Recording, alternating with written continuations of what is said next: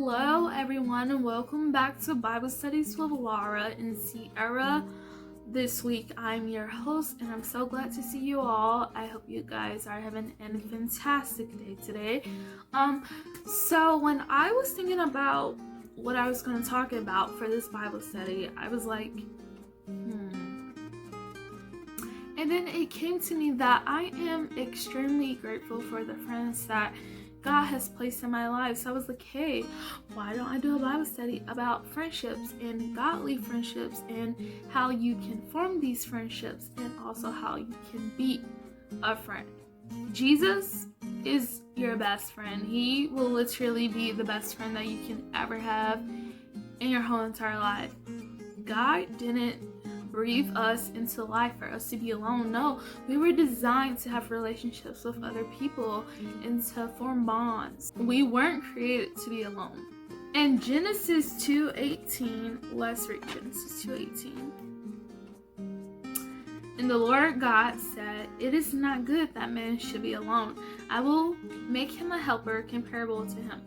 It's not good for anyone to be alone. Like, we all desire real, raw, and true friendships with one another. Friendships, correct me if I'm wrong, which I'm not, but they're essential for humanity. There was once a story about a gorilla who died because of loneliness. Like, we all desire to have someone in our lives. And being a friend, loyalty is extremely important in friendships. In Proverbs 18:24, it says, "A man who has friends must himself be friendly." Now, that is facts. And it also says, "But there is a friend who sticks closer than a brother." Now, keep in mind, your family does not have to be your friend. There's some people in life who their friendships mean more to them than their actual family, and that's okay. Blood, to be honest, blood doesn't make anyone less closer.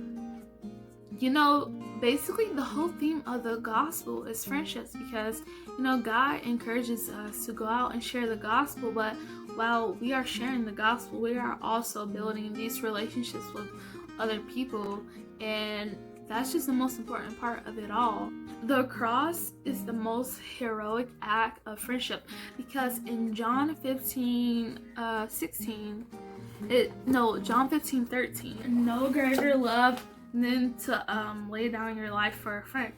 So actually, I'll just read it. John 15:13 says, "Greater love has no one than this, than to lay down one's life for his friends." And if you read further in John 15:16, it says, "You did not choose me, but I chose you and appointed you, that you should go and bear fruit, and that fruit should remain, that whatever you ask the Father in my name, he may give you." Godly friendships are so important in my life, because if you're constantly around like friends who, no shade to anyone, but like, I recently found myself cursing more than usual, and I'm just like, that's not good, because I don't have those godly friendships around me, like physically. I know we're like young adults and we're constantly moving back and forth from college or like starting a new job. So one of my youth pastors once told me that the campus ministry won't always be there, but the church always will be there. So that's why it's so important for you to find like a really good home church or local church, like around wherever you live, so then you can start building community and fellowship with other believers who believe the same thing you believe. But don't get me wrong, because it's also important to not keep this guarded circle where you can't befriend other people. As Christians, I feel like it's really important for us to branch out and not just keep this close circle. And if you feel alone, if you are alone, please, I encourage you today that you aren't alone. And I know this is like social media, but reach out to me, because I will be your friend. I love forming new friendships. I love strengthening existing friendships. And you know, there comes a point in time where you have to get rid of toxic friendships, because maybe these people make you feel down all the time and is making you depressed. Those are the friendships that you have to cut off. And what you do is you pray for them. You don't have to hang out with them, and you don't have to go through life with them, but I just encourage you to pray for them. And it's important for us to reach out to everyone, no matter differences in religion, sexuality, of course not race, like the heck, what is this?